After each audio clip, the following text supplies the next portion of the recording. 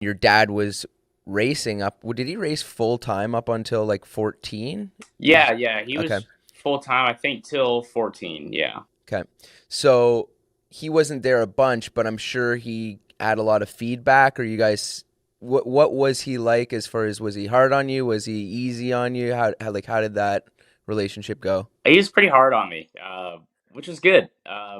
He was he was pretty hard on me, man. He was that dad that, like, when you're at a football game and he's got his kid by the face mask, kind of yelling at him. That was my dad. Okay. It was always this sequence, right? I would screw up in the quarter midget or whatever. My dad would yell at me. I would, be sitting there just listening to him, right? Because what are you gonna do? Your dad's yelling at you. You can't really talk back. And then my mom would yell at my dad for yelling at me, and then they would yell, and then he'd get back to me. So it was always that, like, if they were both at the racetrack, there was always me and him would yell, and then my mom would yell, and then it was like a big deal. So he's very intense, man, and my I didn't know that he was intense until probably like my like I was probably 7 or 8, and we are testing this at the quarter midget track. We're just making laps, and I sat in the car for probably like 4 hours, 5 hours, and my dad didn't really let me out of the car.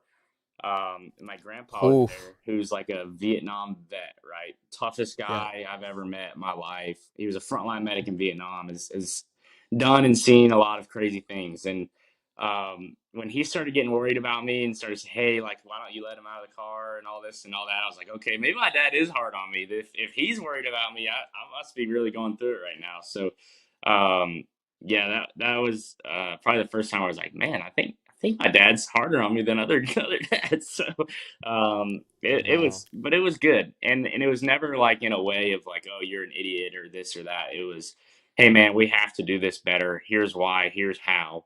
And if it needed to be an intense way that he delivered that, then that's what it turned into. And he's still the same way right now. He spotted for me last weekend at Coda, Hmm. and it was like just like the old days, man. He, you know, yelling and getting intense, and I kind of feed off it. I enjoy it.